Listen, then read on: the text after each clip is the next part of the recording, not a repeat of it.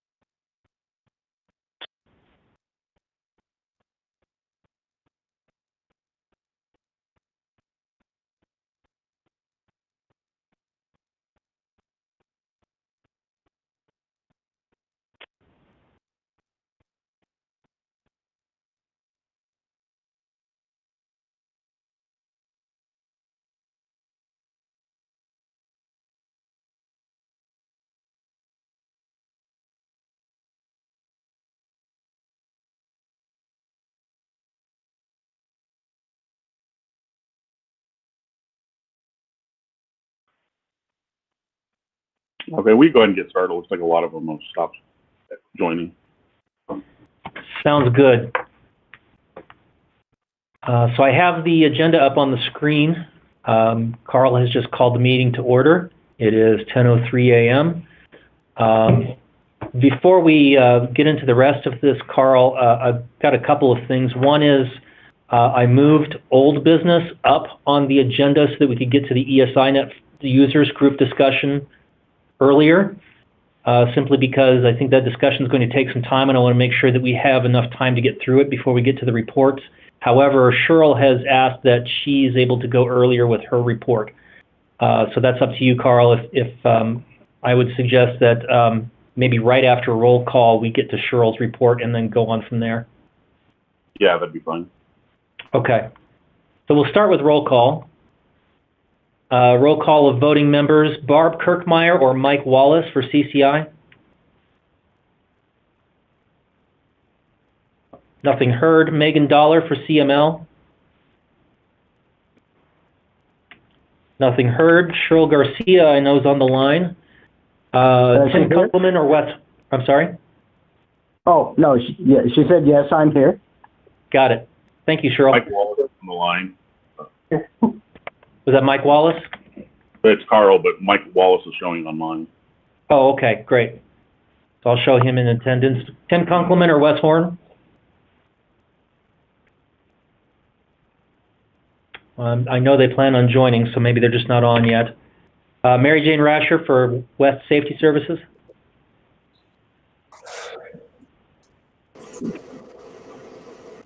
Okay. Wes Horn, we'll give him another shot here, representing ILEC CenturyLink. Darla Joseph.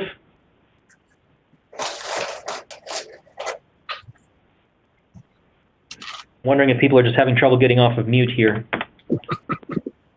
Michael Bagley for Verizon.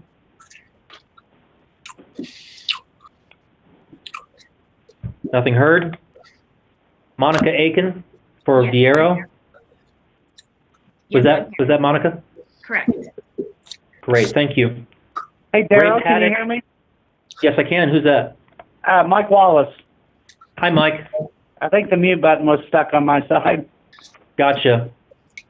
Yeah, there's two ways to mute. Most of you have mute on your phone equipment, but there's also *6 will mute or unmute you on the bridge itself. So if you unmute and you still can't get anybody to respond to you, try *6. Ray Paddock, I believe I saw on the line. Yep, I'm here. Thank you, Ray. Jay Slater or Aaron Harris? This is For Jay bandwidth? Slater. I'm on. Hi, Jay. Phil Campbell or Connie Johnson for Durango La Plata? Phil Campbell, I'm on. Hi, Phil. Lori McCarty or Tammy Ship for Steamboat Springs?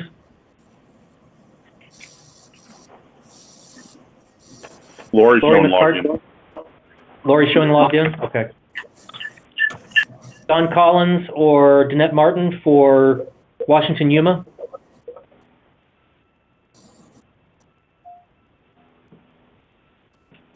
Nothing heard. Kimberly Culp, Val Turner, or Tracy Oldmeyer for Lita?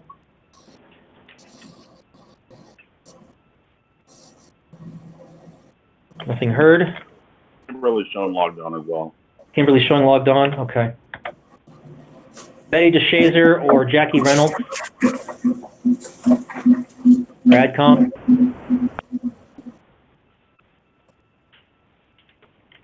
Not hearing anything. Beth Dobransky for Eagle County?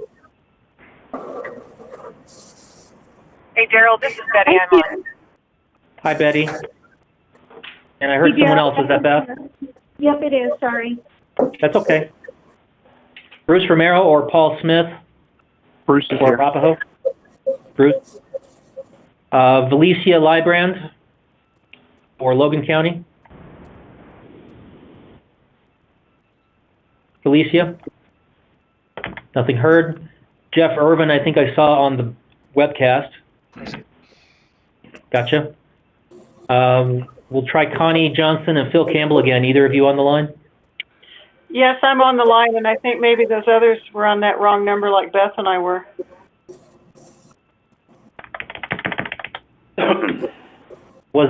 Did the agenda have a different number on it?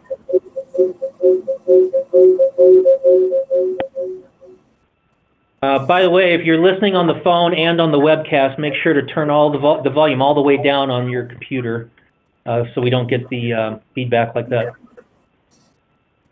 Paula Creasy, I saw on the line. Athena Butler or Shelley Lesnansky for Denver?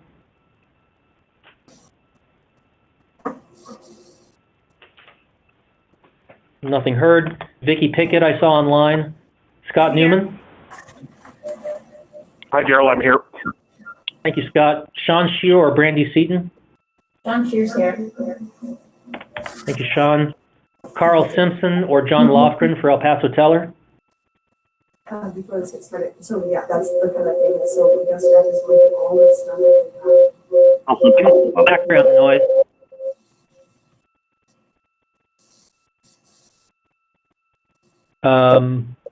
Try that again. Carl Simpson or John Lofgren? Nothing heard. Carl Stevens on the line. Patty West, Ted McEldowney, or Christine Mason for Bretza?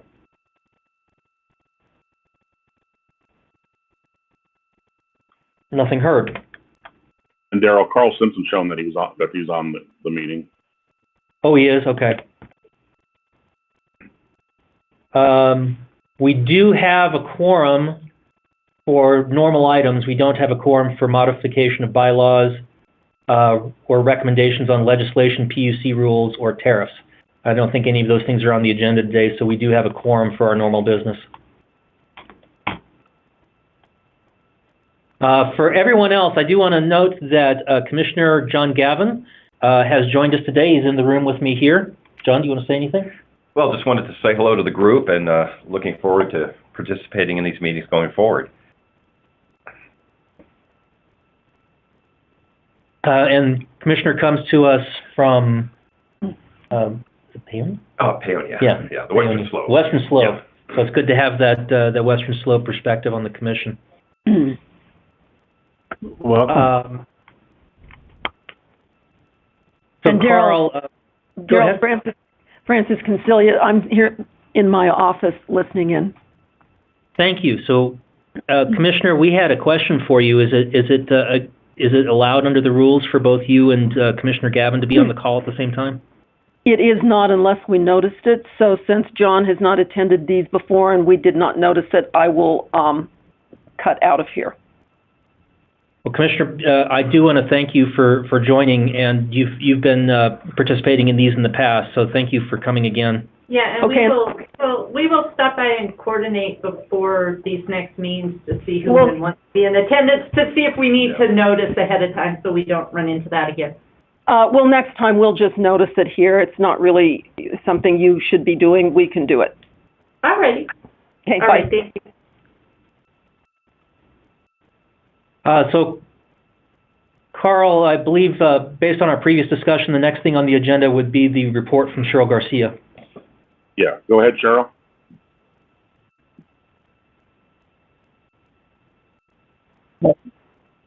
Okay, she just unmuted. Hi. Yeah, Cheryl says hi. She typed something here. She said, because there are a number of AFM subcommittees, we are having a day conference in May to get together and talk about what we each are doing. I will send out more information as I get the information to all of you. They're trying to avoid everyone reinventing the wheel because it seems like there's some overlap. So they want to compare notes and save some effort on everybody's part. What else, Cheryl? She is typing. We are planning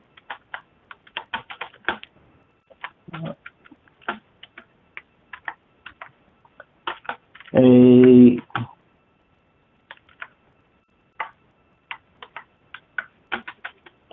Get It Right conference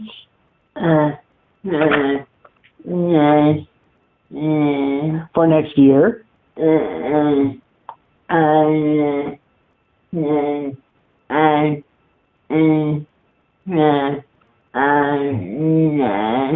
And I will send out information on that.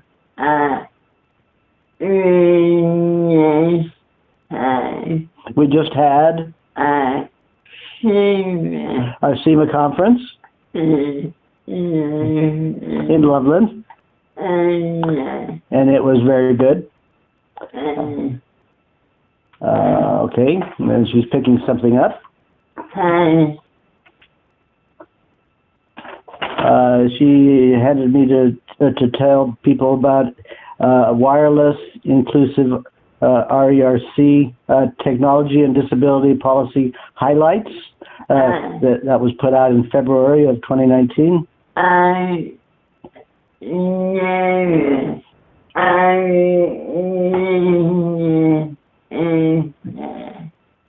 She says, this is to Daryl. Are you what? Are you getting that? Or did you get that? Get a copy of that?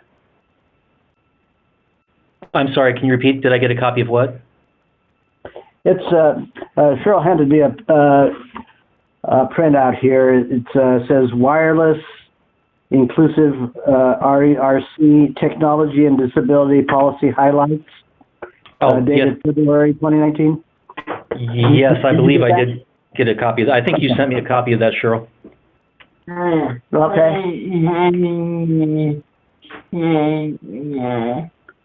Can you send that out to others? Will do. What else, Cheryl? She says that's it. She's cleaning off her hands here. Okay. So that's all from Cheryl. Okay. What's that? Oh, any questions for Cheryl?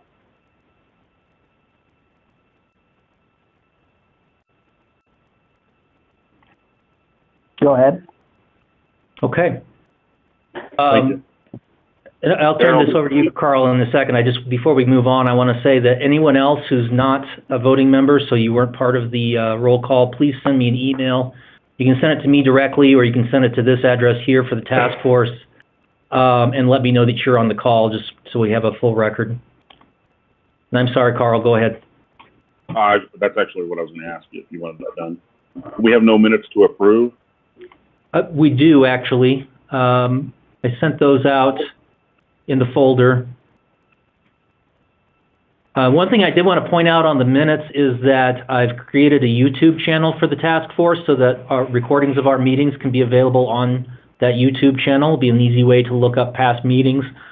So there's only one meeting on it so far. We started with the January meeting, but going forward, that might be a useful resource, especially for all of the outside presentations that we have at the end of our meetings.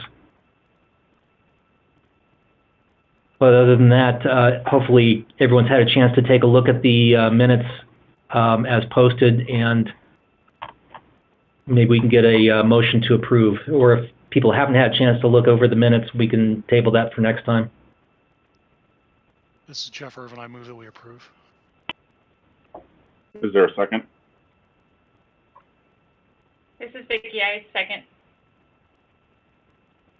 All in favor, say aye. Aye. Aye. Aye. Any opposed? Cheryl says aye. Any opposed? Okay, motion carries. And on officer elections, we're looking for a vice chair. Danette Martin had to step down as chair. So do we have any self-nominations or nominations for a vice chair? And Daryl, do you want to kind of go over how this works? Sure. So Danette Martin was chair. Carl was elected vice chair at the end of, or at the January meeting. However, after the January meeting, Danette Martin let me know that she was not going to be able to fulfill the position of chair. So that makes Carl the chair, according to the bylaws, for the remainder of her term. And then for the next term, he will be chair under his own term. But in the meantime, we need to elect a new vice chair. So this will be actually almost a 3-year commitment, because the vice chair will be vice chair for the remainder of this term of this year, and then will be fulfilling their own term as vice chair next year. And then the year after that, they will move to the chair position according to the bylaws. So it's a long commitment. There's not a lot of work involved with it unless Carl is unable to attend a meeting, and then you will be in charge of running through the agenda. And it does need to be a voting member.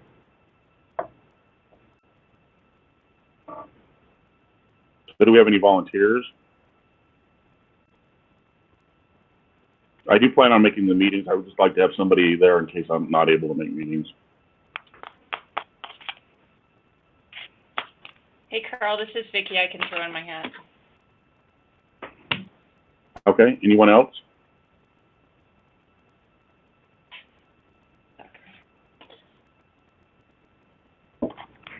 Do we need that in the form of a motion then, Daryl? I think there should be a motion to accept Vicki as the, I can't make the motion myself because I'm not a voting member, but yes, I think there should be a motion to, okay. This is Betty. This is Betty. I'll make a motion with Vicki. Cheryl.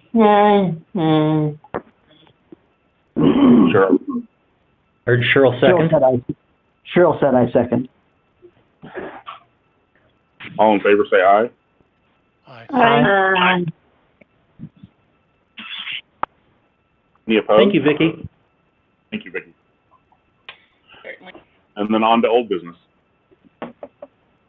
So, like I said, I wanted to move this up on the agenda so we could get through it, make sure we have enough time to get through it before getting on to the regular reports. Just a moment. Still haven't gotten over this cold.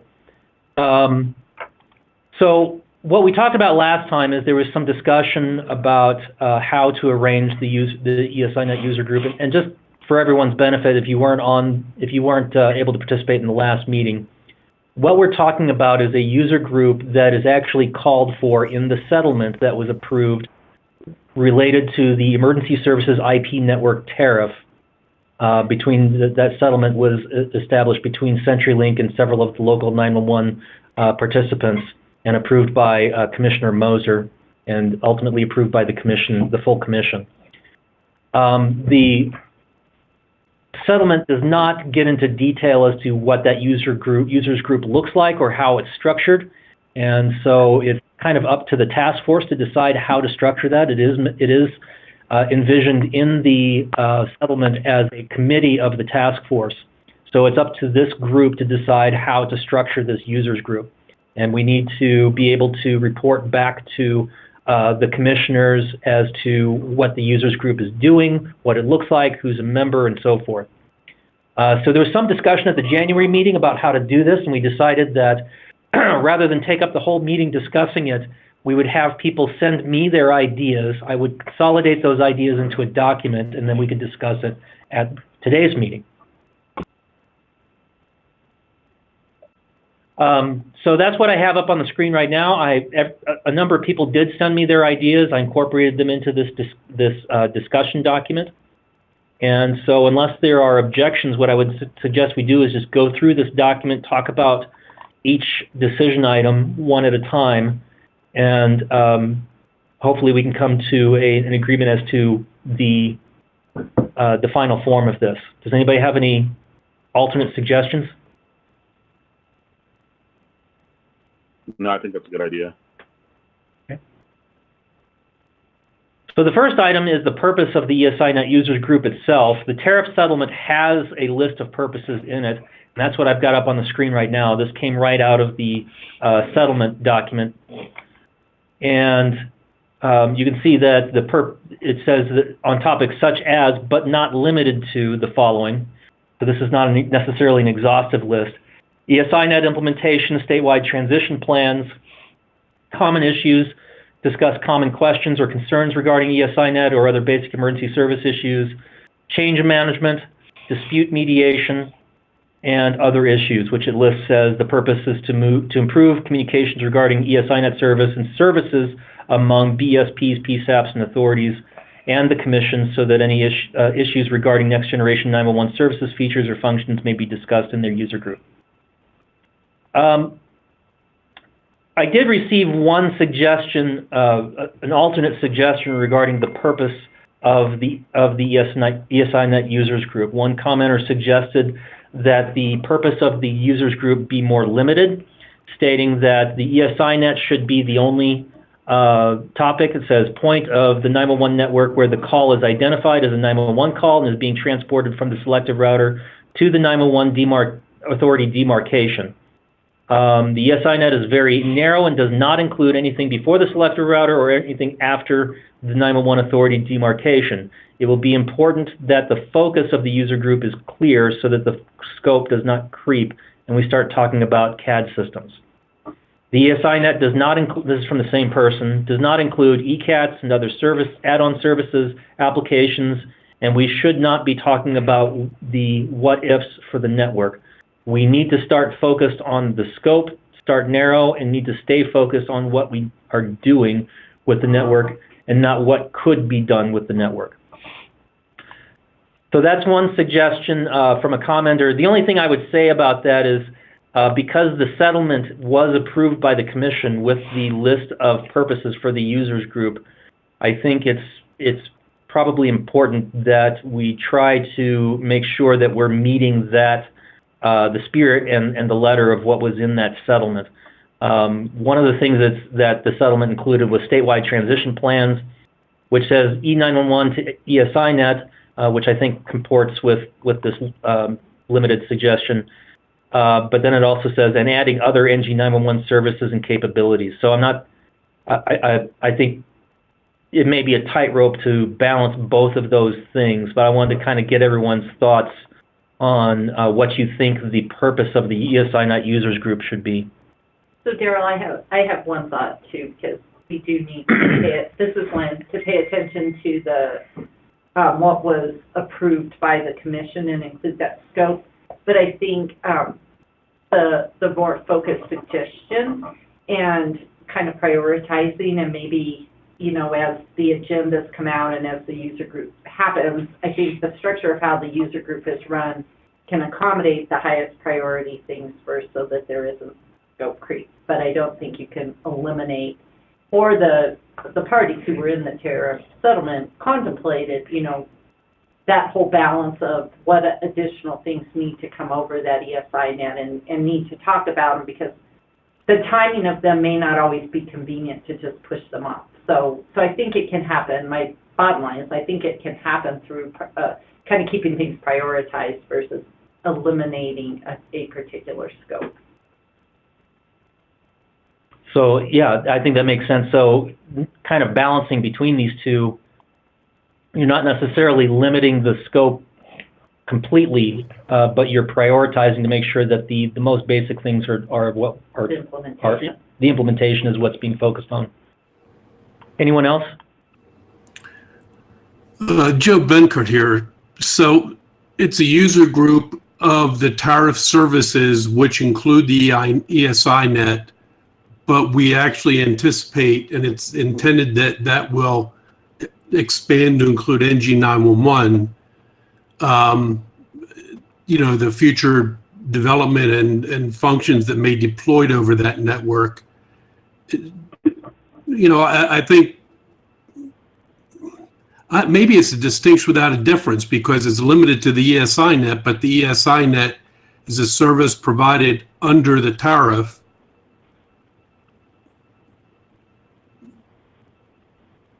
But I agree, it shouldn't go over to things like CAD systems or ECADs. That's not a tariff service under this tariff.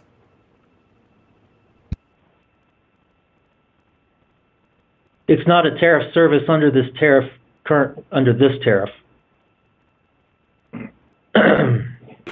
Now, whether it could be expanded in the future to include certain types of services, I don't know. Well, and I think, it's a users group of the service provided by Centrelink. Right now, it's the ESINet. When there's discussions about tariff amendments, we'll address at that time whether or not that also falls within the scope of the user group. I think it should, but it's premature to get into that because no additional services are yet being introduced. And we do talk about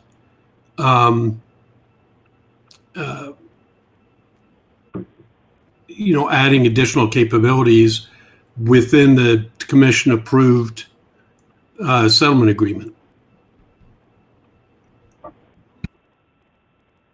And I think you're right. I think Lynn kind of hit on it too. If we focused on the existing services, but the list of purposes does seem to contemplate the idea of adding other services. But when we're talking about adding other services, I think what you just said, to the extent that those are added to a tariff or added to this tariff in the future, that would be what we're talking about. If there's services outside of the tariff, then that's probably outside of the scope of the users group. Does that kind of get at what you're saying, Joe? Yes, it does. Okay. The ESINet we understand to be a prerequisite to NG911 service and transitional, and the expectation is that there will be a transition. And so that's why we talk about adding other NG911 services and capabilities. I don't understand ECATs to be a NG911 service or capability, or CAD systems. CAD system interoperability over the ESINet, yes, but other questions regarding CAD systems, that's between the CAD user group and the vendor who provides those CAD systems. So I'm sorry, Lynn, Jeff? I was just going to say, I think where things always get blurry is that there's always, from a technology standpoint, different ways to implement things. And so I think the original intent was not to preclude discussion if there was meaningful things that needed to come through and over and on through the ESINet. And the intent here wasn't to directly talk about things that clearly fell either on the originating service provider side or the PSAP side, but what comes through and on that ESINet, and sometimes it's how it interacts with what's happening on either side of it. So I think what we put in place was simply to allow for meaningful discussions of stuff that was utilizing and impacting and interfacing with the ESINet from the ESINet perspective. So again, just watching how all of these things have proceeded, our rulemakings and other things like that, I believe it really can keep contained to the priority of, implementing and things like that first, and still accommodate additional conversations as necessary. So here's my suggestion based on the discussion we just had, to essentially adopt as the purpose of the group what was in the settlement agreement, but then to also state clearly that the purpose within this discussion, within this list of purposes, the purpose of the users group is to discuss tariffed services, not anything outside of the tariffed services. And really the purpose of the task force more generally is to talk about 911 service as a more holistic system. So anything outside of those tariffed services would be a topic for the whole task force, not just for the users group. What does everybody think of that suggestion? Daryl, this is Bruce. I think that's appropriate. I agree. I don't think we can limit the use of the users group beyond to a narrower vision than what the tariff says it's supposed to be, or the ruling. I mean, the decision. Right, the settlement. And anyone else? Athena, this is Athena. I agree as well. Okay. Does anyone disagree?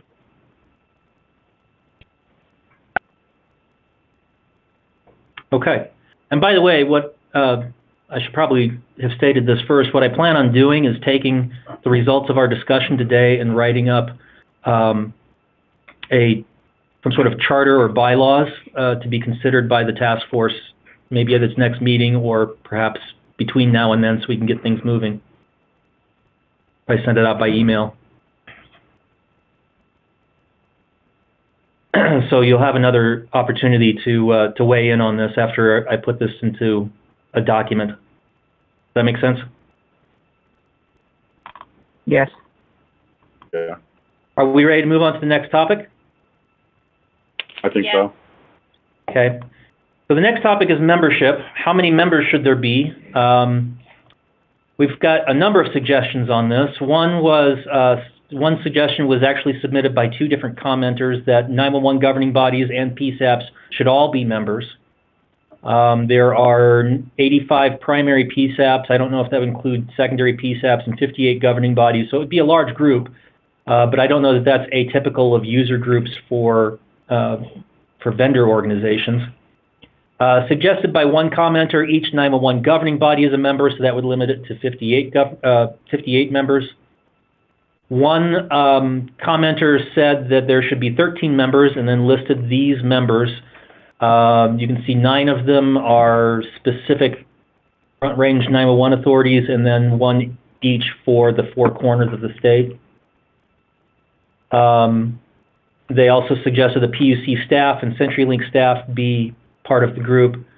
And then they also suggested that no legal counsel be included, just employees of 911 governing bodies or PSAPs. So those are the suggestions. Again, the settlement doesn't really get into the detail of who a member is. I will say that for those who might be concerned about either these first two suggestions would make for a fairly large body. We have an example of this in Colorado with the 911 Training Standards Institute, where every PSAP is technically a member, and it's just written into the bylaws that the majority of people essentially present is a quorum, so that you don't have to have a majority of all of the members to make a quorum, because otherwise you might never have one. And again, we're getting some echo, so if you've got both the computer and the phone turned on, please turn the volume on the computer all the way down. So any thoughts on this on this question? Daryl? Yes. I don't know how important it is that this actually be a voting group, but to the extent it is, I would suggest that it could work like the task force, in that any PSAP can attend meetings beyond the email lists, but voting members would be the 58 911 authorities. Even if voting isn't important, you could have a representative of each of the 58 911 authorities with alternates be the representative members, but all of the PSAPs,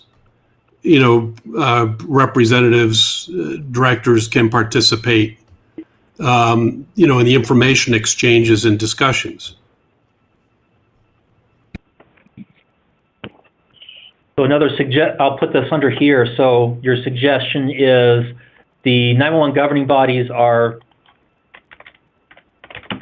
voting members. PSAPs can also participate. Yeah, I guess one of the questions is how much are we going to be discussing maybe confidential information? One of the ideas is, exchange of, if there are problems with the system or people are experiencing problems, they can exchange and talk about what kind of fixes they have and work with CenturyLink as a group to get it resolved.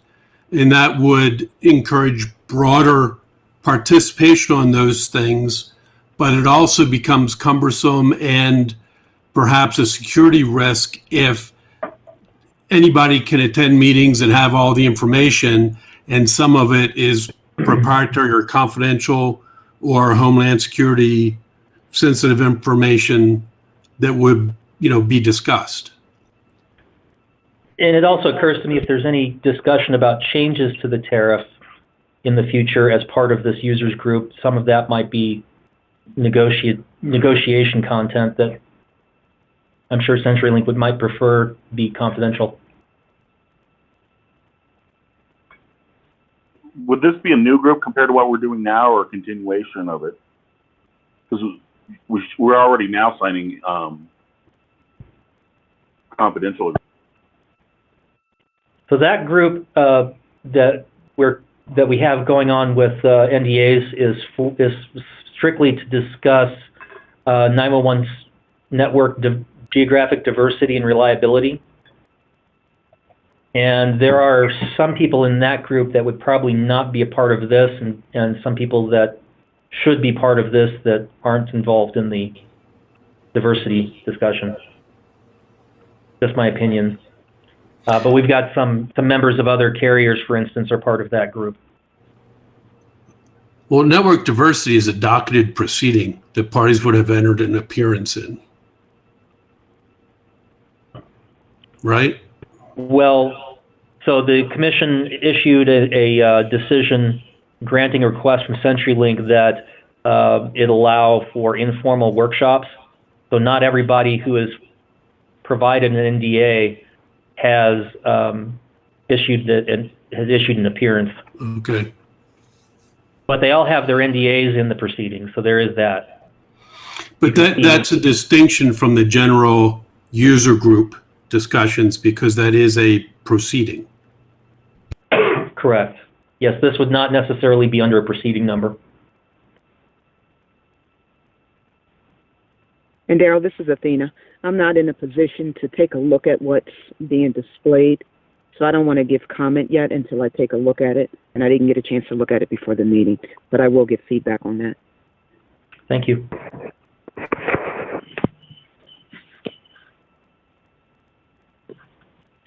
So Daryl, this is Vicki. I just had a question then. So are you thinking that we're going to need to kind of like vote on these options to determine the next direction, or what's your intention from here on, or are you still looking for more input?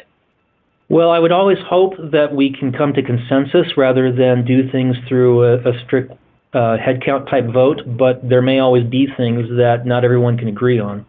So I think for the purpose of making sure that this UserNet or this user group can make decisions if need be, it's probably good to have a member structure and an idea of who a voting member is.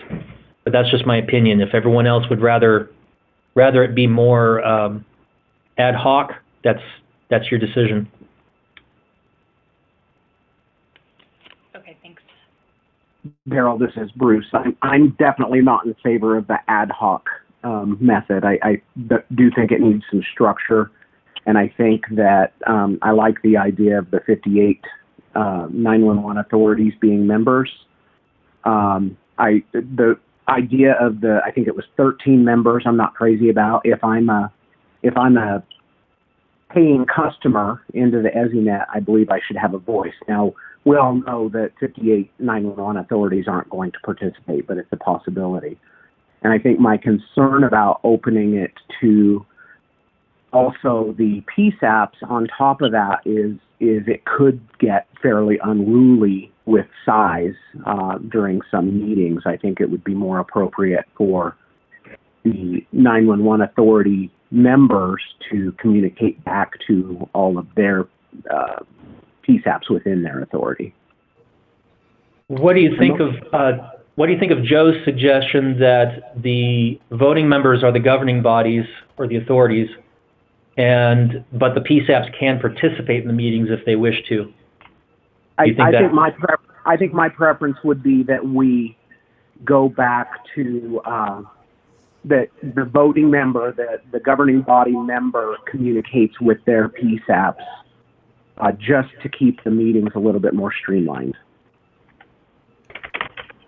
You know, I respect that. I think, though, that since one of the things is kind of for users to discuss problems they're having and how they can deal with things, maybe we could still have like email servers or make forums available to the PSAPs and the dispatchers who are using the SINet system, without them necessarily being members of the core group, but we could make forums available. I see how that could be a benefit, Joe. But these are going to be open meetings. Well, I think that's to be determined because we've already talked about the possibility of needing NDAs. And Daryl, is there anyone from CenturyLink on the call yet? Hey, Daryl, Tim Kunkelman's on. Sorry, I couldn't get off mute earlier. That's okay. Hi, Tim. Do you have any thoughts on whether these meetings could be open or whether they would need to be closed for confidential information? Well, it all depends on if you want confidential information in it. If they're going to be open, then there won't be. And if they're closed, then there could be. The potential for needing to talk about confidential information seems high to me, just based on knowing what issues might come up before this user group. Yeah, I'm not sure. Maybe it could be a combination. Maybe part of it could be open, and then if we have to discuss anything security sensitive or negotiation sensitive, then we can go into essentially a closed session. Sure. I mean, I guess it's my belief that there won't be a lot of confidential information. But. If CenturyLink wanted to propose adding a new service at some point in the future and talk about potential pricing, would that be confidential? I don't think so. Okay. So maybe cost studies would be confidential, but proposed pricing in itself wouldn't, because that would be a public tariff it would be going into. Right. If we're gonna propose a tariff change, then that becomes a proceeding that you can then sign NDAs and see cost studies and those sorts of things. Well, then to cap transfer, than we do, with other boards and commissions and things. If there needs to be a part of something that is closed, then you simply kind of declare it. Put something in what you're structuring for whatever you call the bylaws or the guidelines to allow for that closed thing to be declared, and we just have to logistically handle it. And we could even open a miscellaneous proceeding if we needed a document repository for confidential items. So it sounds like there are two considerations. One is confidentiality. and the other is orderliness of meetings and able to actually make progress that argue in favor of a more limited participation. And then on the other hand, there are some of the purpose of the user group is to provide information and help the day-to-day users. And my suggestion was perhaps we do that through separate forum under the user group that isn't the meetings to kind of argue and push and decide things.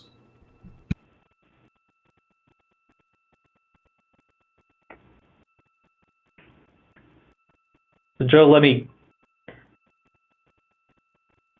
see if I understand what you're suggesting. So the idea of having them, so the meetings themselves would be restricted to the governing bodies, but you would have a more broad discussion forum type approach for everybody else so they can discuss all the related items?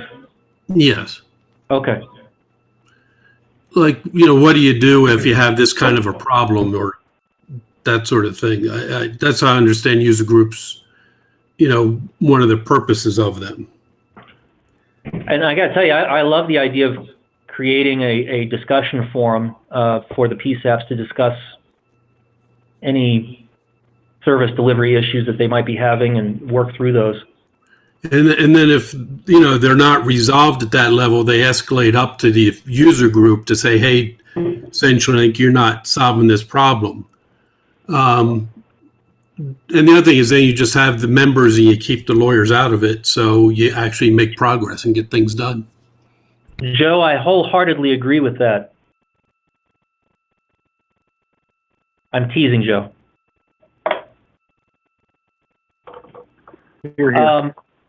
Does anybody, does everybody else think this is Joe's suggestion is good? And I think it kind of dovetails with what Bruce was saying as well. Does anybody have a different thought?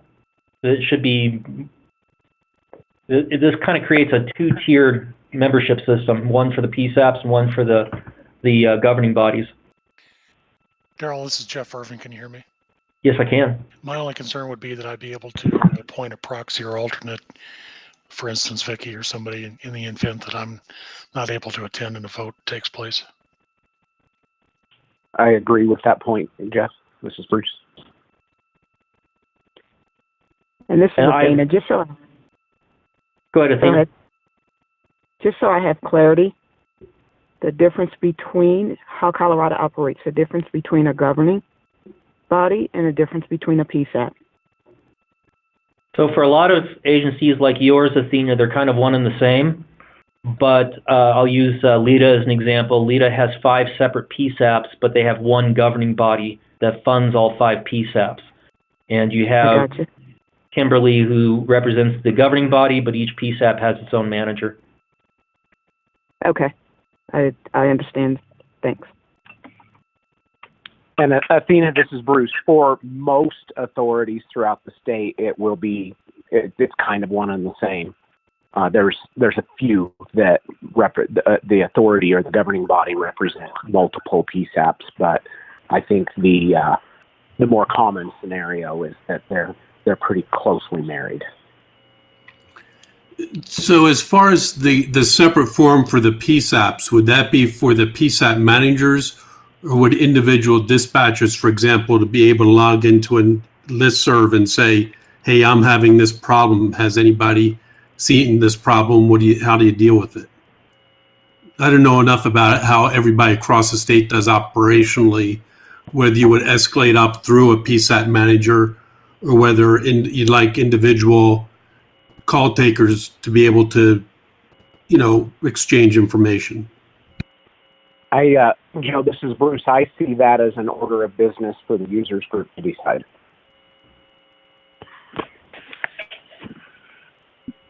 This is Daryl. I think that's a valid approach. Just once we form the users group, that could be something they decide is how to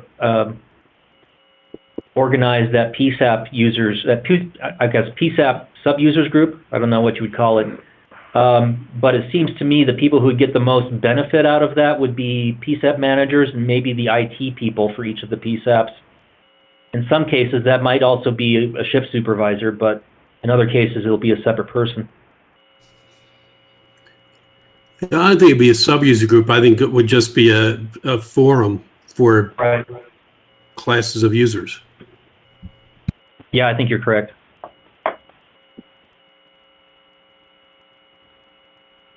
It sounds to me like this is where we have the most consensus. Does anybody have a strong disagreement with this idea of having the governing body representatives or their proxy be a voting member, but also having a forum for PSAP representatives?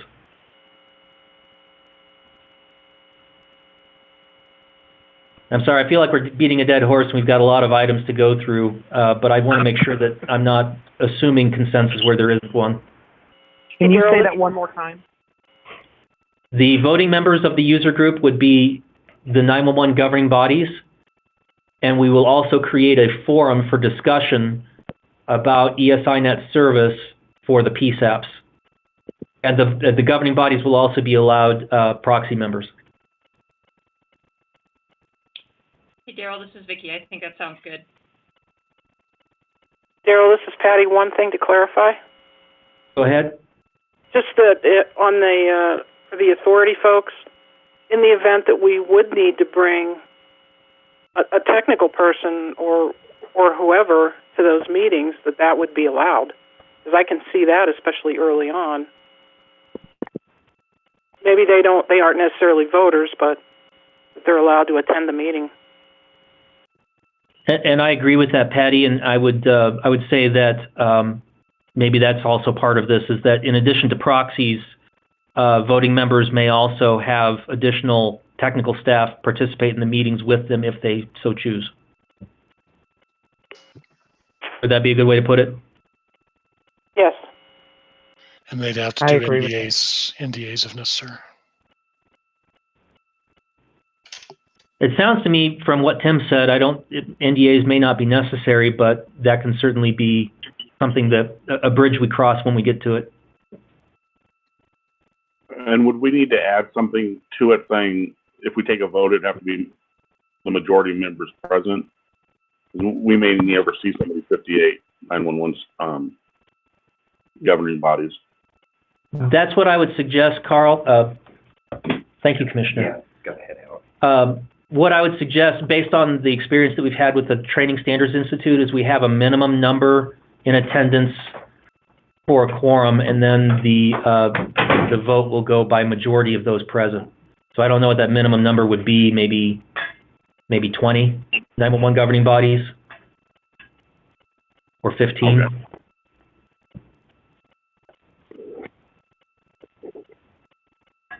Well, it sounds like everyone's more or less on board with this. Like I said, I'm going to put together a document based on this discussion. So nothing's written in stone at this point. I'm just trying to get some direction for that document, but it sounds like I've got enough to do that, unless somebody has any strong feelings that they want to be considered as part of that.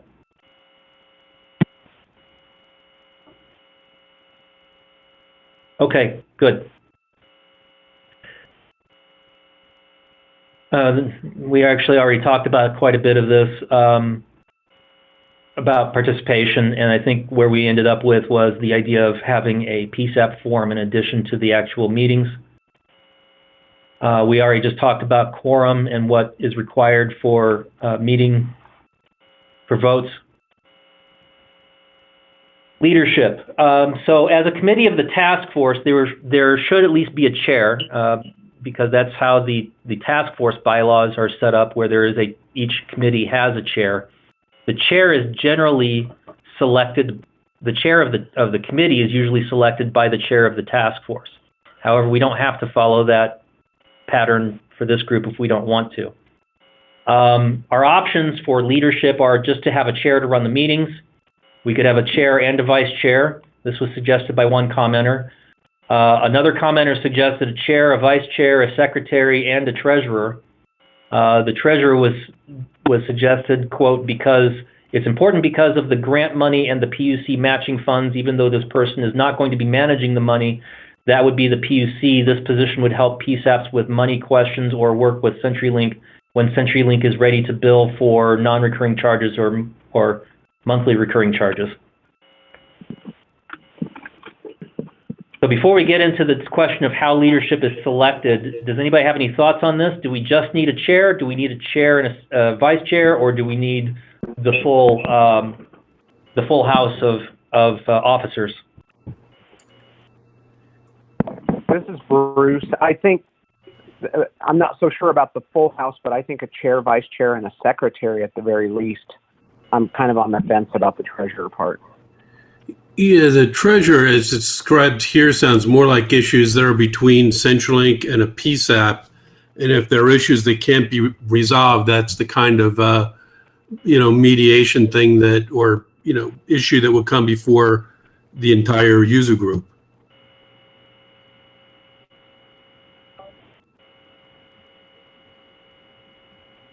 And frankly, any issues regarding the grant, because the PUC is the administrator of the grant, I'm not sure where there would be a need there for an additional person outside of the PUC. I don't see any harm in it. I'm just not sure what benefit it brings. I do agree with the chair, vice chair, and the secretary. Okay. Does anybody feel strongly about a different set of officers?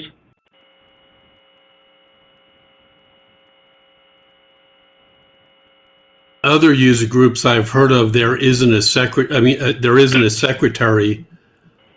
but that may be useful, to keep minutes of, the issues that are discussed and how they're resolved.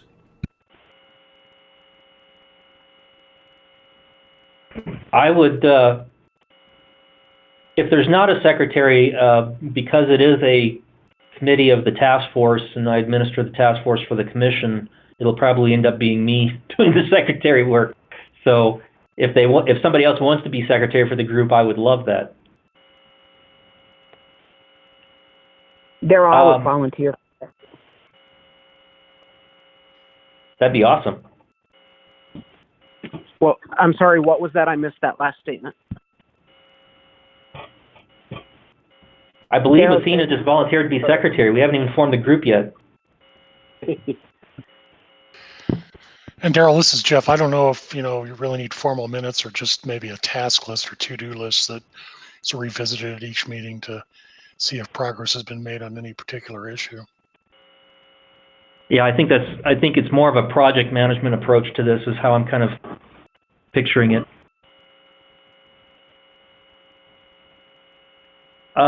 Does anybody feel strongly that there should be a treasurer? Okay, so for now, for the purposes of drafting a governance document, I'm going to just put in chair, vice chair, and secretary, and that can be revisited at a later time if we so choose. Does that sound good? Yes. The next item is how leadership is selected. Because it's a committee of the task force, what would normally happen is the task force chair would appoint a user group chair. Another suggestion was that the chair should be a PSAP representative, not CenturyLink. User group selects its own chair, so there could be one of the first orders of business could be an election to elect a chair, and the other leadership positions as necessary. So we also talked about vice chair and secretary. And one person suggested that the group be chaired by PUC staff as a neutral party. So we've got kind of a wide gamut of suggestions.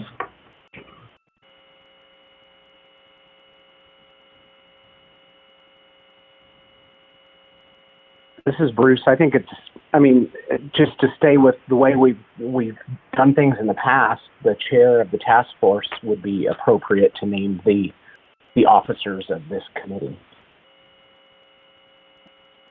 I think maybe as a compromise, people could put in their names to be chair of the committee, and the task force chair can select the chair of the user group committee with input from the members.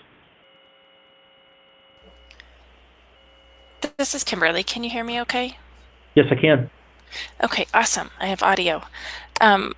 So just going back on that, this is an order in the settlement. Sorry, I have all sorts of phones ringing now. This is an order in the settlement. I guess I just would support the fact that this group gets formed, and the group would select the officers that they feel would best fit the group. I don't know how much we have to tie it to the other subcommittees we have out of the task force. Okay.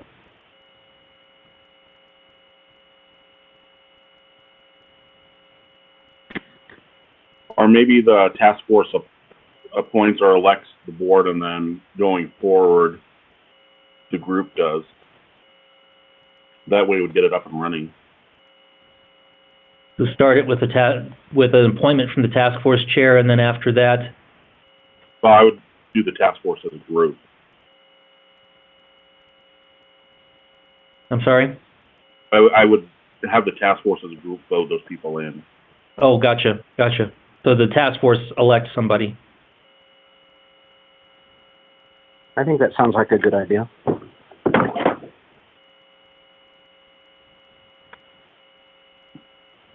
But then once it's up and running, elections.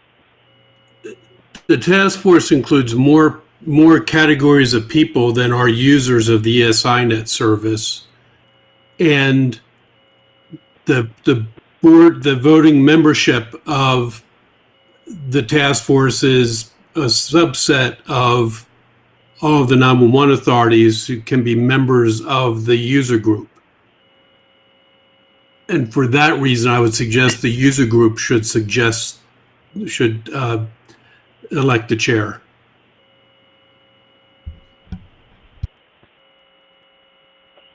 I actually concur with that as well, that the user group, to see who is showing up for these, and from that group, make that selection.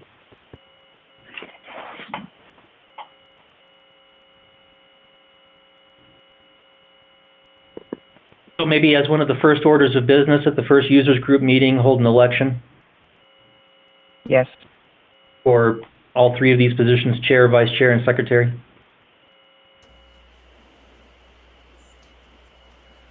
I would agree with that. Okay. I would as well. This is Kimberly. Okay.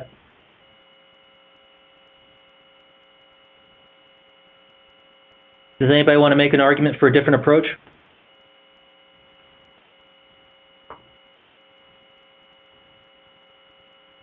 Okay, I think we're ready to move on to the next item unless somebody disagrees. CenturyLink participation. The settlement states that the user group will be a forum for governing bodies and PSAPs and PUC staff to, quote, interface with CenturyLink on topics related to services under the tariff. Does not specify what CenturyLink's involvement in the user group is, but it seems reasonable that to interface with CenturyLink, they would need to be a participant in at least part of the meetings. So our options that I listed here are CenturyLink as a full participant in all of the meetings. Meetings are segmented, partially open to the BESP, partly restricted to governing bodies, PSAPs and commission staff only, or every other meeting might be open to the BESP in order to bring CenturyLink to the table for discussion. Does anybody have any thoughts on these options?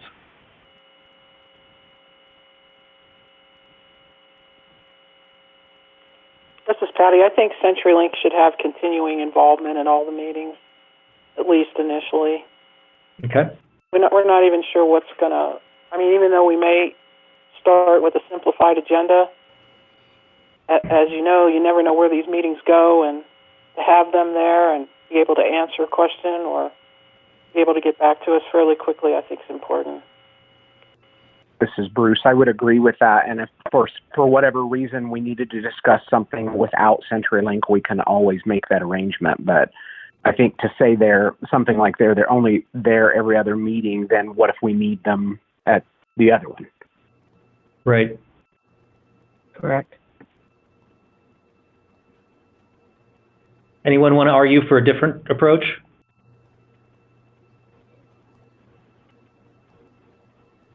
Okay. Oh, I missed one. I missed a bullet point.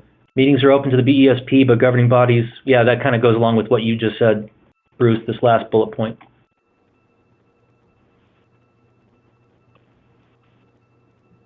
Okay. Organization. Sorry? It seems to me that that question is also something for the user group to resolve how they structure their meetings. You know, it strikes me there may be people who would not, or issues to discuss among the authority, among the members before they discuss with CenturyLink, but I don't know how often that's going to happen.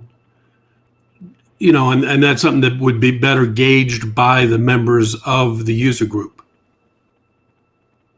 So, and Joe, I think that's an important point is what we're talking about is trying to put together a structure to get this started.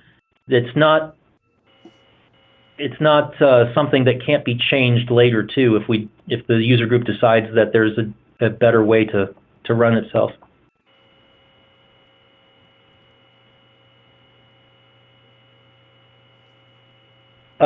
Organization as a committee of the task force chair, we already talked about that. We're going to actually have a vote. Yeah, I think we've already covered this part. This covers how leadership is selected. Commission staff involvement. The settlement specifies that commission staff will be part of the user group. It does not define a role for staff. Commission staff could assist as much or as little as the group desires. On the low end, we could attend meetings and inform the group regarding commission processes and make recommendations. At the high end, we could facilitate the agenda and running of the meeting. It sounds like as far as agenda or running of the meeting, that's going to be decided by the group at its first meeting by electing a chair of the user group. So I don't know that we need to discuss this any further unless somebody has a comment that they would like to add about commission staff involvement. I mean, commission can be a heavy hand when there's trying to be discussion resolution between parties. And I think my thought when we were proposing this was more, it was just for the PUC to monitor how things are going and not to be particularly actively involved, but just that they have, you know, their finger on the pulse of this, of how the system is working. Okay. So Joe, in your estimation, does commission staff attend meetings? Listen and see, you know, what kind of issues are coming up, and, you know, if the commission needs to get involved in a resolution, there's the informal complaint process. The users group can bring it to the commission in an informal matter, but generally this was a forum between CenturyLink and the users. But we do want the PUC to understand how things are going, and if there are particular kind of problems that are recurring that they may want to look into, but not, you know, this to be more user driven was how we had was my contemplation, I guess, as we were discussing this. Okay. Yeah. Oh, I'm sorry. Go ahead. I was just going to say, if we're leaving some of these decisions up to the group once they get formed, how they want to structure the meetings, I think again that would, just like how often they want the BESP there, I think this is the same question for that group to answer. How often do they want the PUC there? It might be every time, and it may be by invitation only. I don't know what the group will decide.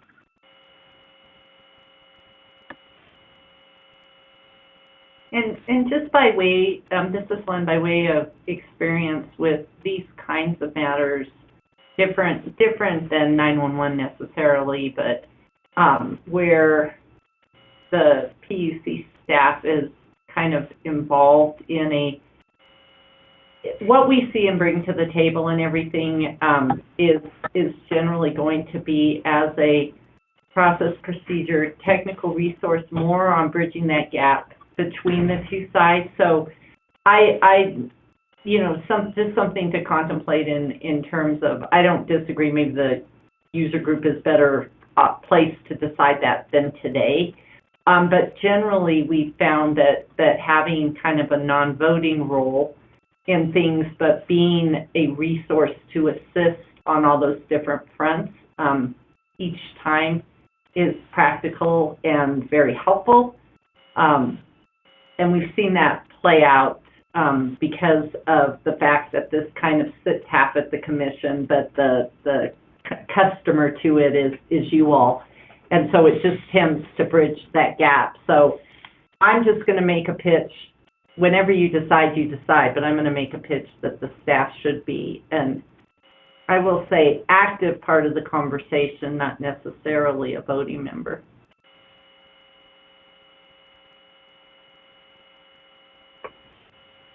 So I think, Bruce, part of your suggestion was that we leave this decision to the user group once it gets up and running. Is that a good way of putting it? Yes. Does anybody want to make an argument for a different approach? Okay.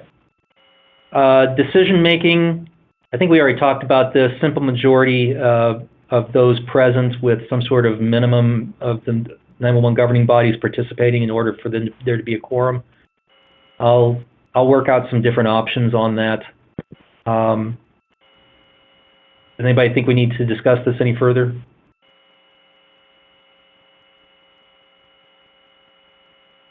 And what we've got here in the options, consensus-based decision-making, simple vote, consensus-based when possible, but if consensus cannot be reached, a simple vote applies. I think that pretty much goes for all meetings, really. You always want to try to get consensus if you can, but that may not always be possible.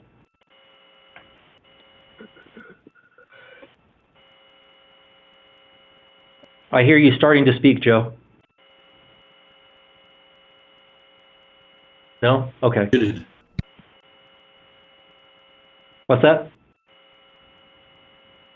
Muted. I wasn't saying anything. Oh, okay. That must have been someone else. Meeting format, webcast and phone-in would maximize participation, maybe, but may make it difficult to ensure that potentially confidential or sensitive information is properly protected. We actually haven't had a problem with this in the 911 diversity proceedings so far. We are providing remote participation. So I think my suggestion would be that to have in-person meetings, but also facilitate remote participation. And some other ideas here were to create a Google shared folder so that we could have one place for collaborative documents for the group. One commenter suggested that the chair should email the users group members for concerns and issues to be discussed at the meeting. He should also contact CTL for items they want to put on the agenda. Another commenter suggested that there should be a listserv monitored by CenturyLink and the PUC, but not moderated by them, so that the governing bodies and PSAPs have a mechanism between meetings to discuss issues. That kind of goes back to our PSAP discussion forum that we talked about earlier. Okay. And I think a lot of this could be decided by the user group after it's up and running, rather than decided by us today. But for the purposes of the first meeting at least, do we prefer an in-person meeting or remote only? I think it depends on how fast we want to get this up and running. I mean, in person would be nice, but that may not be possible for everybody's schedule. Remote makes it a lot easier. Yeah, we consider all the rural authorities we want to have involved. If we don't have it by phone, there will probably be like the NG911 subcommittee we had a number of years ago, where everybody appointed Kimberly, I think, and maybe Matt as, their, they gave them their proxies and didn't actually then participate. So I think it'd be better to have people who can't travel or don't have the time be able to call in. Matt and I did a really good job. That wasn't my issue. My issue it was more just they weren't actually participating, which is probably for their first meeting what we want to have. I'm just joking. Thank you, Kimberly. So, I mean, we generally follow in-person meetings with remote participation facilitated. Is that kind of how we want to do it with this as well? Yes. Sort of an all of the above approach. The only negative to that is whenever it's both, whenever you have in-person meetings and facilitate remote, I've noticed the people on the remote don't participate nearly as actively as the people who are in the room. But at least if you do that, it gives them the option.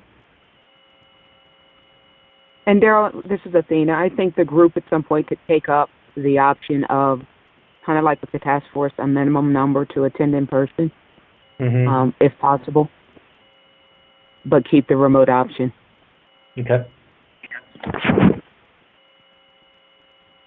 All right. Any other discussion on meeting format? Next item is meeting frequency. How often should they meet? Again, kind of going back, I think maybe I was too premature on trying to come up with a number on this. Maybe this is something the user group decides at its first meeting. The suggestions are all over the place. We've got everything from weekly to every 2 months.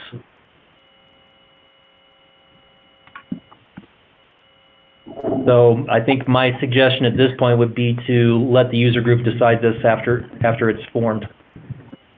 I agree. I agree as well. Okay. I agree. And that was the last item on the list. Is there anything I haven't covered in this document that is important to decide now that can't or shouldn't wait until after the user group is formed?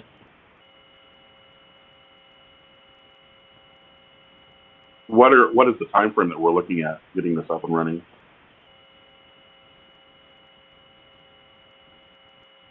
So what I would suggest, does everybody want to see a final draft? Because this was a discussion document. This isn't really a governance document. I could put together a governance document based on this, and maybe have it approved by the task force at the May meeting. That way it'll give, and I can send it out ahead of time, of course, so if people have changes that they want to suggest before it's approved, the May meeting could serve as that forum. The first PSAP migrates to the ESINet at the end of October, so that still gives several months of being up and running to discuss issues and concerns before the first PSAP even migrates.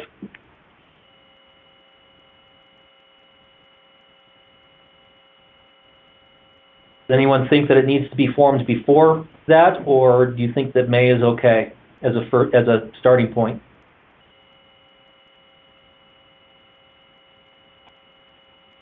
I think May's okay. I'm okay with it. With May. Yeah. Okay. This is Kimberly. When is CenturyLink going to be starting some of those pieces? I just say from a time frame perspective, the first PSAP to switch over and the ordering and provisioning, do we have a need to meet before April and maybe start the foundation or May and start that foundation in April? So let's ask CenturyLink. I can answer that. Yeah. Go ahead. So I think that it probably doesn't make sense to do it before June. We're going to have some of the first orders placed in July, but we're not actually going to be transitioning anyone until about October. So I'd say somewhere in the June-July timeframe is probably a good time frame to start, in my opinion.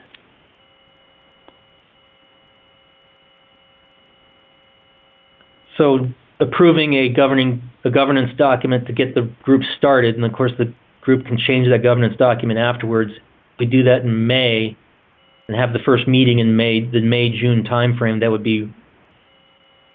would be an appropriate timing in your opinion, Tim? Yes.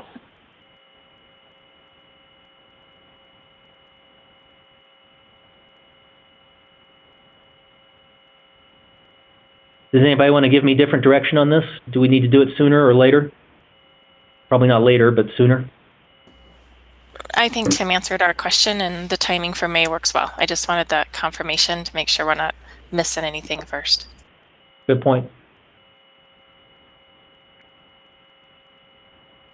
Okay. Well, in that case, I don't think there's anything for the task force to vote on today. I will put that together for the May meeting, and then we can go from there.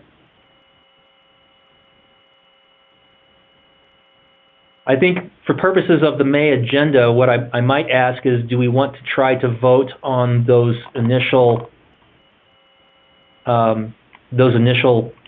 officers first, or did we decide we want to do that at the first meeting of the user group?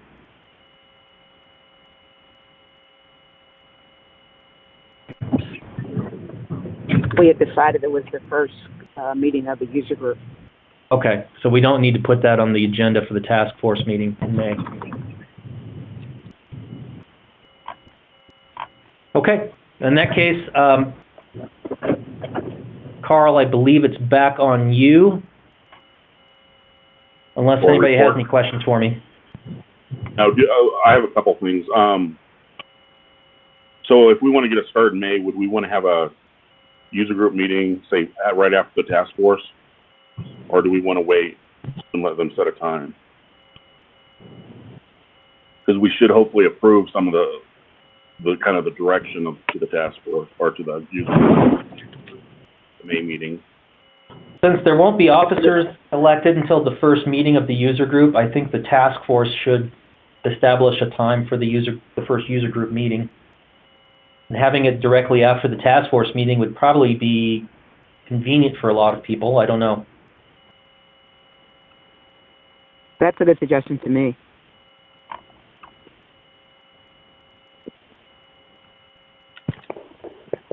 So for the May meeting, we'll plan on discussing and then approving a final, I use the term final loosely, organization document for the user group, and then have the user group, first meeting of the user group directly after the task force meeting. Does that sound good to everybody? Yeah. Yes. Yes. Okay, so our next item is reports. And the first one is PUC staff report. Darrell, do you have anything? I do. Let me pull up my report here. Federal 911 grant program is still a go. Right now it's going through the final approval requirements within DORA, the Department of Regulatory Agencies, which houses the PUC.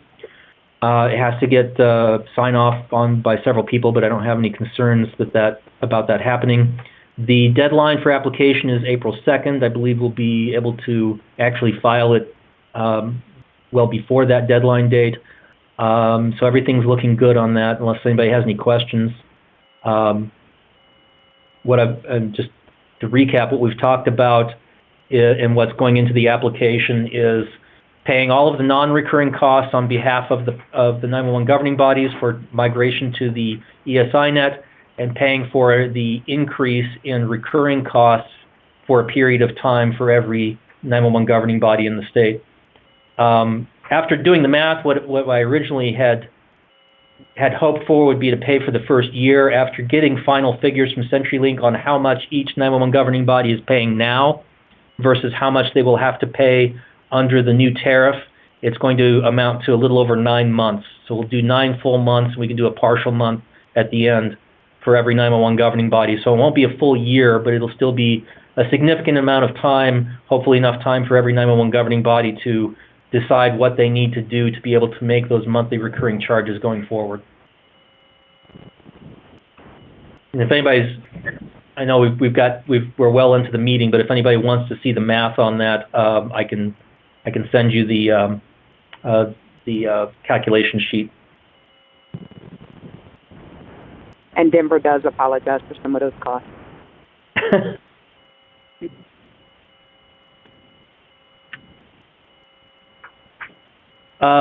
Proceedings, the only active proceeding here at the Commission related to 911 is the 911 reliability proceeding. Workshops are ongoing. We've had 2 workshops so far. The commission approved a series of workshops to take place in which CenturyLink, local 911 governing bodies, and PSAPs, and other stakeholders, we now have a couple of representatives of other carriers involved, can discuss this. To participate, you do have to sign an NDA because there is security sensitive information being discussed as part of the workshops. But these are otherwise open and you can jump in at any time. So if you are interested in participating and you have not yet signed an NDA, send me an email. I can send you a blank NDA to sign and to get back to me. If you are registered in the Commission's e-filing system, you can file it yourself. But if you're not, you can just send it to me and we'll have our admin staff get that into the proceeding for you. Federal rulemakings, the biggest item was the implementing in here twice, implementing Kerry's Law and Section 506 of Ray Baum's Act. That relates to proceedings 18-261 and 17-239, if you want to look those up on the FCC's e-filing system. This was a very large notice of proposed rulemaking that implements both sections of both of these laws and actually revisits the location requirements for every mode of calling 911.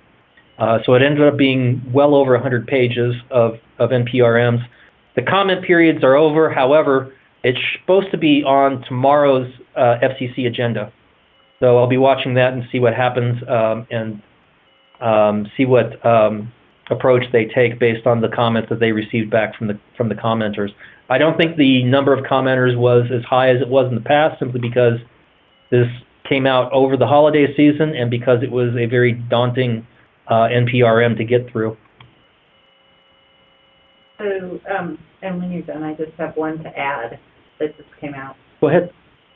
So, in the Federal Register, they just posted the Commission's, the FCC's proposed rulemaking for IPCTS improvements in program management. And so that is the IP, it's IP caption telephone service for those who aren't familiar with it. So it's one IP version of what otherwise in our old world is TRS service or TTY service to the deaf and hard of hearing. And so of particular interest, though, in this rulemaking 2911, they have a specific part of it where they are changing the IPCTS emergency call handling requirements and no longer making the, where it's wireless and web-based connection, making the provider of that service to the customer involve the, and I don't know what CA stands for, but it's that intermediary person that helps the deaf and hard of hearing transmit that call and interact with the PSAP. So they're taking that middle, I'll call it that middleman role out of the equation and having it happen directly, as I read this, and I've only read it very quickly, directly between the provider of that service and the PSAP. I don't know if it's good, bad, or indifferent, but I think that's something that would be worthwhile for the authorities, PSAPs, to take a look at and see if that's something they support or not. So likely there is a time frame, and I don't know what it is for comments on this proposed rulemaking. So I will get that to Daryl and make sure that it gets distributed out to everybody in case you need to take a look and see if it's problematic for you or helpful for you. Thank you. Yeah, as soon as I get especially the deadlines, I'll get that out to the group. Does anybody know of any other federal rulemakings that we need to consider? I've got legislation as a separate item. Well, the location, did you already talk about it? And I was just looking, the location accurate, wireless location accuracy is on the, oh, right. It's on the Commission's open meeting tomorrow. Yeah. So in addition to this, there is also, the Z-axis rules. So they're going to be discussing, requirements about Z-axis or altitude accuracy for 911 calls. So that will also be on tomorrow's agenda.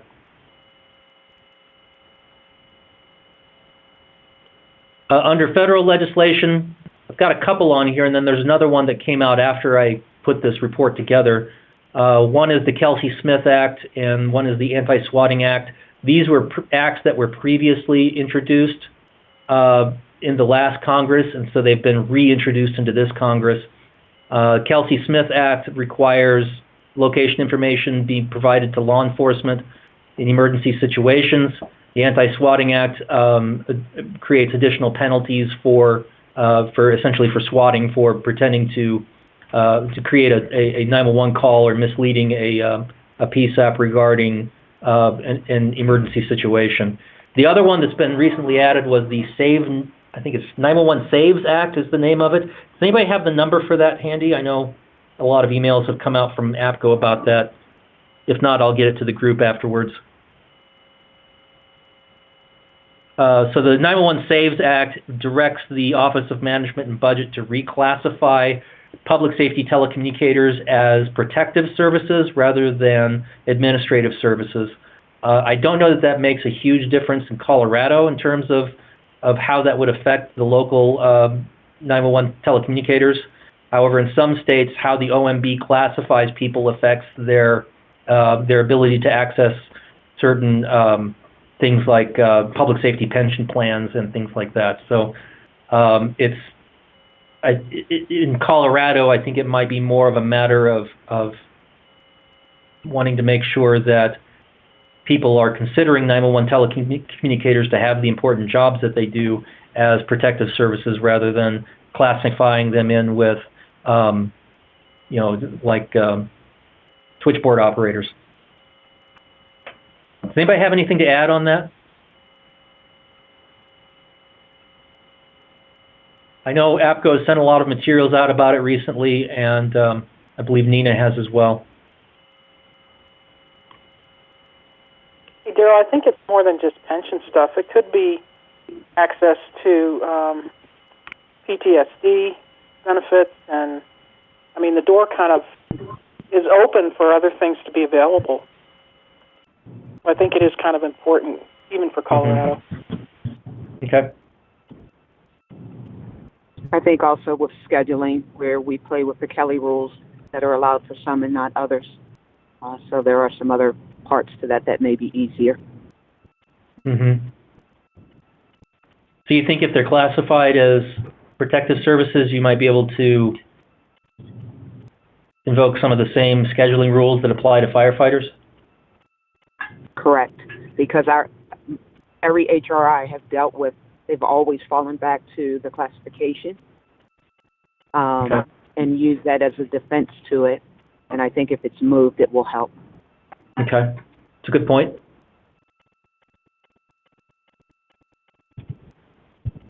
So I'll get that information out to the group too, since it's not on my report. But I do want to make sure that you guys were aware of that one. Colorado. Hey, Daryl, go ahead. I'm sorry, this is Betty. One more thing in addition to that is just they have not approved dispatchers to be considered for workman's comp during post-traumatic stress type situations, and I know that was brought up earlier, but I think that would play a role in that as well. The workman's comp aspect of it. Potentially, yes. It would help make that argument at the state level anyway. Right. Dale, looks like it's HR 1629. 1629, thank you.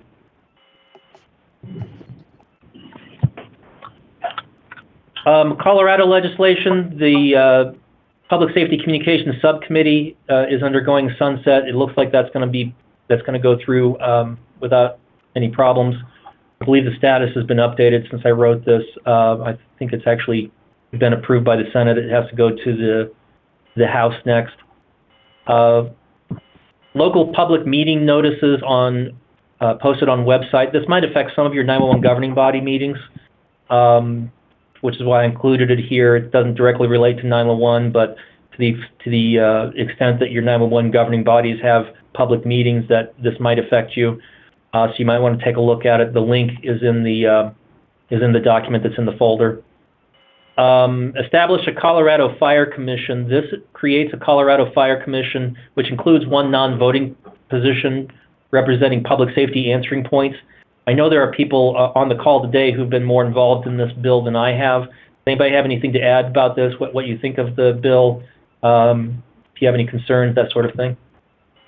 This is Bruce. I know that the current language is non-voting, and I think it was Mike Morgan, when Monica and I attended a stakeholder meeting about this, that said he was not happy with it being a non-voting member, and he wanted public safety telecommunications to have a voting position on that group.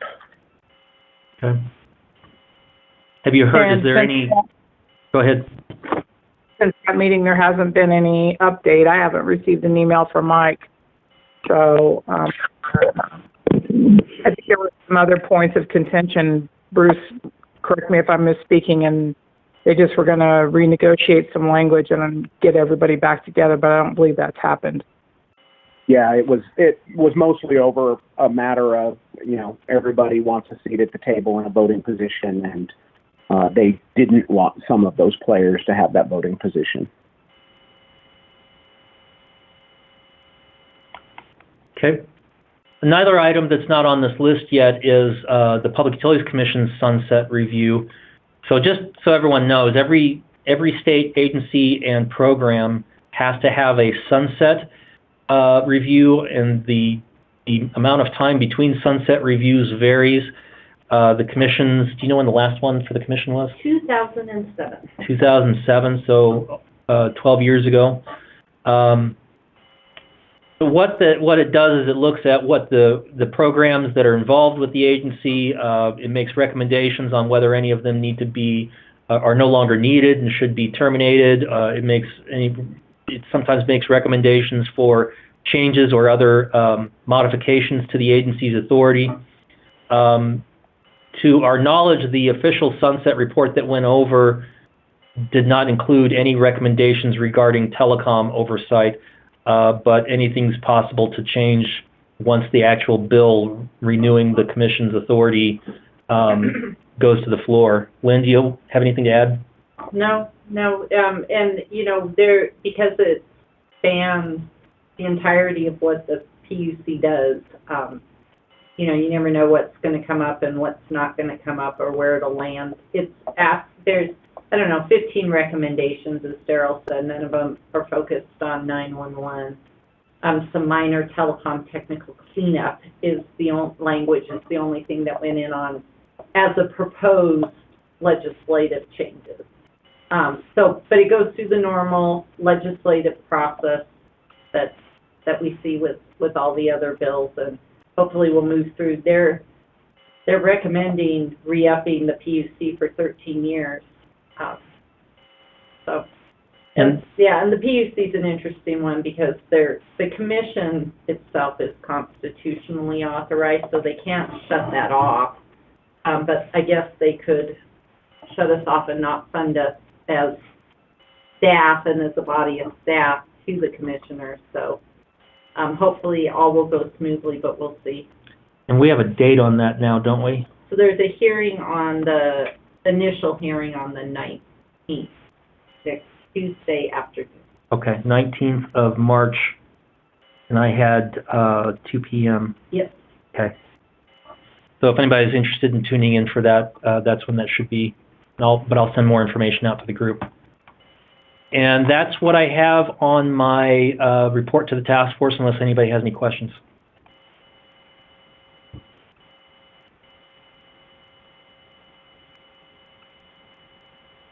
Okay, Carl? The next is BSP reports. Anything from CenturyLink?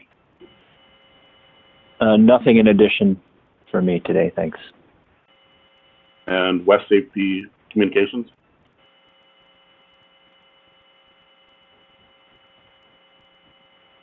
Hearing nothing. Standing committee reports. The agenda Daryl, do you have anything? Just that you'll see that the cybersecurity presentation from CenturyLink was tabled until the May meeting, so that will be the topic for the May presentation. We still have RapidSOS will present to us after our meeting, our main portion of our meeting ends today. But if anybody has any ideas past May that you would like to see, any topics you would like me to see covered, or speakers you would like to suggest, please get that to me. Next is bylaws. Kimberly, do you have anything? Nope, we haven't met to update the bylaws. We're still current. Thank you. And legislative, Athena or Jackie, please? This is Jackie. Can you hear me okay? Yep. Yeah, go ahead. Yes. Okay. We have had several meetings. We have put together a fact sheet, and I apologize, Carl, I didn't get it to you. We'll have to get that out. But we did put together a fact sheet, basically, so that we can move forward with having that put out to the group. A fact sheet on basically what legislative changes we were contemplating. Okay. Anything else, Athena, you want to add to that? And to clarify, Jackie, this is Daryl. What the legislative committee is looking at is a list of legislative recommendations for 2020, not for this legislative session, correct? Yes, that's correct. Thank you. Thank you. That's correct.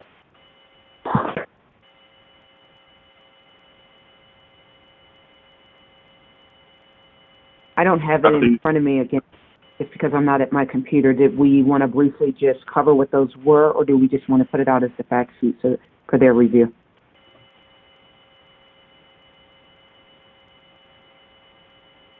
I did not get it attached to this agenda, so I apologize for that. No problem. And this is Daryl, I would just suggest, since we're going to probably run out of time here, that we send it out separately. Perfect. Thank you. And Daryl, I'm getting a couple of messages about people having a hard time speaking. Is it *6 to unmute? Yes, *6 to unmute, and if you're using your computer, there's a microphone button down here at the bottom of the screen that you may have to click to turn on your microphone if you're using a computer that has a microphone. But they're automatically muted when they call in on the phone, correct? When there's a large number of people on, like there are right now, that it will automatically mute you when you join the call. Okay. So you'll either have to use *6 or the microphone button to unmute yourself. Carl, this is Mary Jane. Can you hear me now? Yes, I can. All right, so I'm unmuted. Well, thank you. I didn't have a report, but yeah, I've tried to talk a couple times today and didn't know how to unmute it. So thank you. And I have been on. And Mary Jane, I'll show you in attendance, and I'll make sure if we use this conference bridge in the future to make sure to go over that at the top of the meeting so people know how to talk. Perfect. Thank you. I think I did hear it when I joined, but I didn't. I thought that, like the other meetings, that you could unmute everybody. So thank you. I have been on the whole time, so I sent you an email. Thanks. Thank you. And anything additional on equal access? Holly, are you on the call? I'll reach out to Holly. Holly took over as chair of the Equal Access Committee, but I don't think they've met. I'll reach out to her and see what she has planned for that. Okay. Do you have anything on outages? So the outage committee has met a couple of times over the last couple months. One of my meetings got canceled due to me getting the bubonic plague. But what we're working on right now, Kimberly has shared a couple of presentations that she put together for conferences about how to handle outages from the PSAP level and the different types of outages. I've done one of those in the past as well, so we're going to look at maybe trying to put together some educational material, combining those that might be useful to the other PSAPs of the state as sort of a reference document.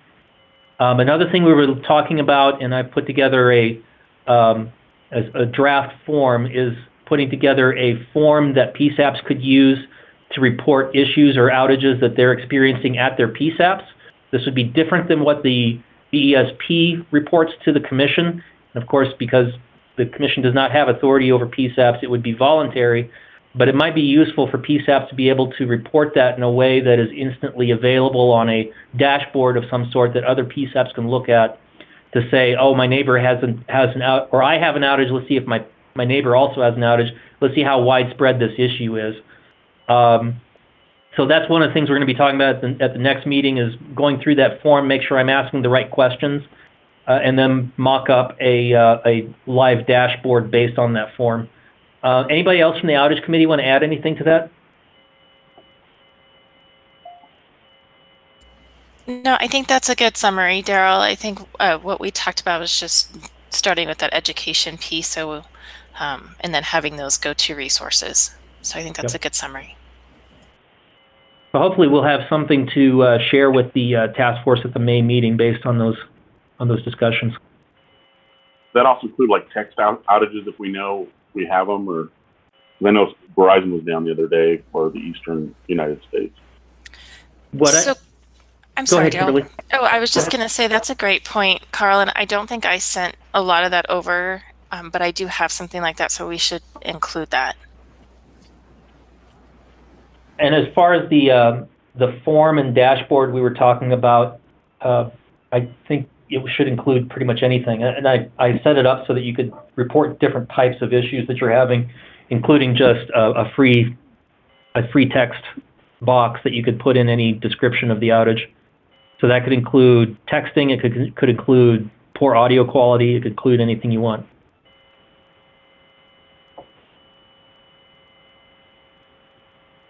And that's all I have for the outage committee. Okay. Next is prepaid and collections. Jackie Lee.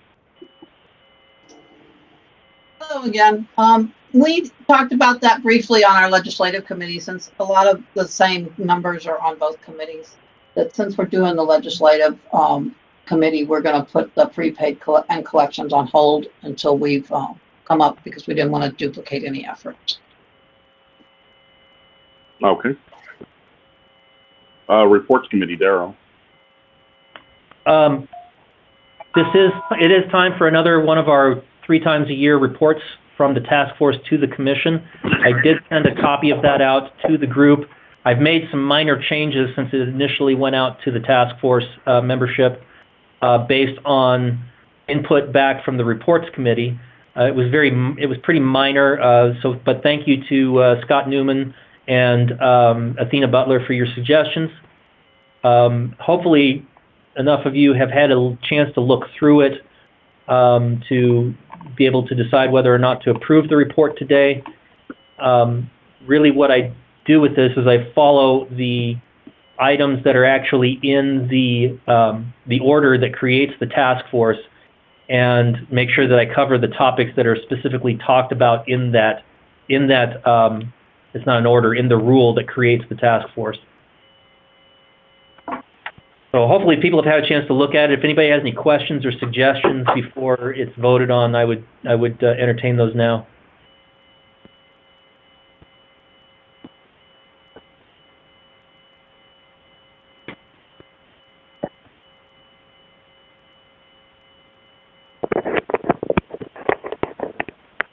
Not hearing anything, Carl, I would ask you to call for a motion to approve. Is there a motion to approve the report to the Public Utilities Commission? Mike Wallace. This is Athena. Athena will second. Okay. So we have a second. Everybody in favor say aye. Aye. Aye. Aye. Aye. Any opposed? Motion passes.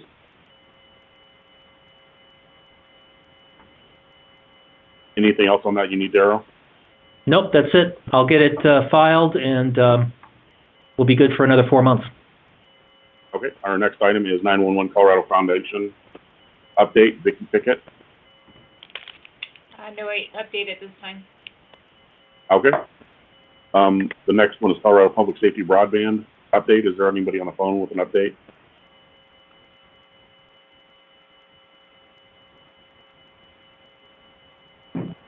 This is Deanie. Can you hear me? Yeah, go ahead. The only thing, well, the biggest thing is the new encryption bill that has been submitted by Representative Van Winkle, and the PSCS is working on a response to that.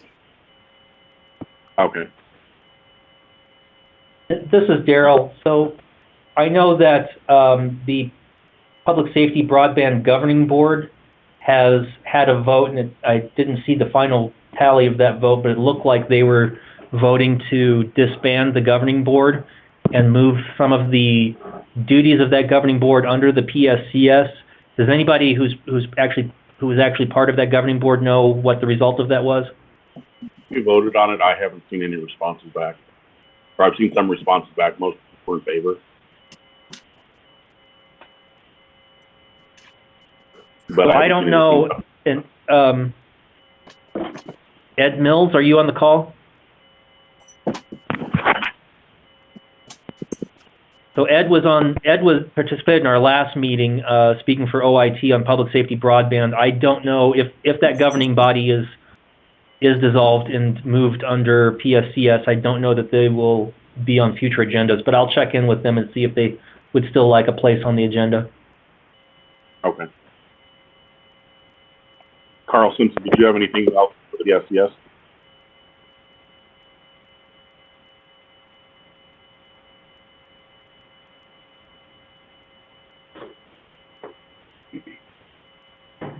Hearing none. The next is Division of Fire Prevention and Control Report. I don't have anything, and I think we'd probably get more if 1940 is passed, that establishes the Colorado Fire Commission. So we're on to new business. 911 goes to Washington. Recap. I'll let Monica take it. I thought it was as always, a good meeting. Yeah, this year we had 7 attendees from Colorado, so we were able to spread our meetings out quite successfully. As you all know, the 911 SAVES Act, we were able to speak with Representative Torres's office. That was when she started to engage the 911 community in her draft legislation. So it got the buzz going. It was pretty exciting. The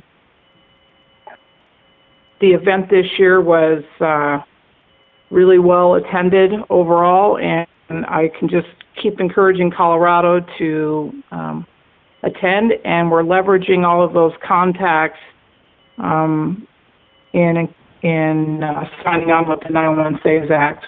We need to get a companion bill in the Senate in order for this to get traction. Tomorrow, I'm attending the Club 20 meeting here in Grand Junction because Senator Bennett's folks are going to be here discussing another issue, and I'm going to try to hit them up again. I've had some email dialogue with both the senators' offices now, and hopefully can get something going. And it would be really cool if Colorado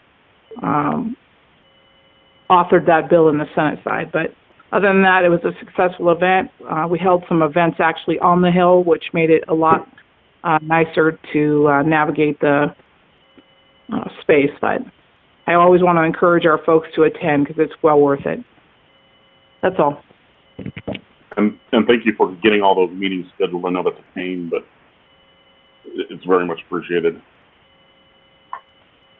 And note of trivia, Representative Torres is the only member of Congress who has ever served as a public safety telecommunicator. Correct, and she did so in LAPD, so. And if you haven't already, I'd urge people to reach out to the senators or their representative and support the 911. Yeah, I'll be sending out some refresher information on Monday. Just some quick numbers. As of yesterday, 10,000 individual letters had been received by her office, and over 30,000 email transmissions have been received. So we have to keep up the pressure, you guys. This is a huge opportunity, and it really does make a huge difference in our state as far as lobbying for workman's comp benefits, the PTSD stuff, the time, schedules, everything. It really makes a huge difference. So we need to do our part.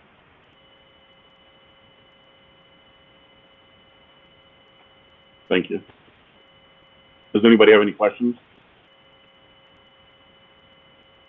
Next item is open discussion. Does anybody have any item for open discussion?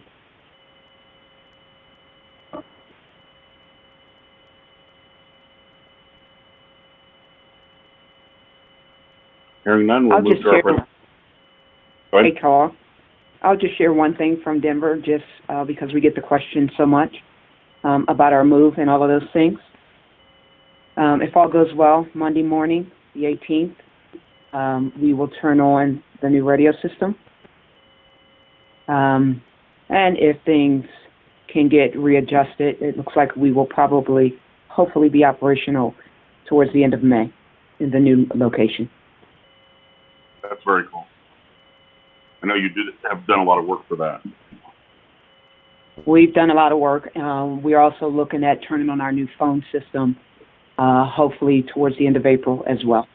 We're turning on everything at the old location first for a burn-in period for our employees before they move to the new location. Are you going to have an open house or anything? Oh, yes, we'll have open house, grand opening. We'll have tours. So, Awesome. Yes, we will. And we can always host a meeting there. I do have something else. I saw, is there anybody from State Patrol on the call? I did see that they lost a trooper yesterday during a motorist assist. I think I'll work through the NENA APCO board to see if we can get some information out about that. But I did want to, if there was anybody on the call who knew more about that, I wanted to make sure that was brought up. Thank you. We should have brought that up at the beginning. I'm sorry I didn't. Yeah, I didn't think of it Carl. until now either. Carl, this is Monica. I have one more request. Is there somebody in the Denver metro area? So Dan Henry, our government affairs director, he'll be attending our state conference, mostly to provide us an update on the legislation. And he wants to tour a PSAP in the Denver metro area. Athena, I don't think your new place will be ready. So he'll be here like the 2nd, 3rd, and 4th. Is there somebody whom I could escort him to your center that you think it would be a good place for him to see? Hey, Monica, Yes, and I can. over at DEFCON, we could host something like that. Or this is Betty. We could do that as well if needed, but Jeff Con is bigger, so. Okay, Vicki. I'll talk to you on the sideline, okay? Thank you, guys.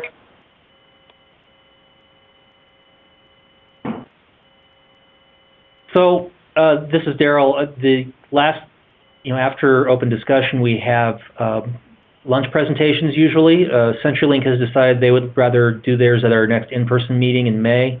I do have Rapid SOS on the line to provide their presentation today. It's noon. Do people want to go get something to eat and then reconvene, or would you rather go straight into presentation?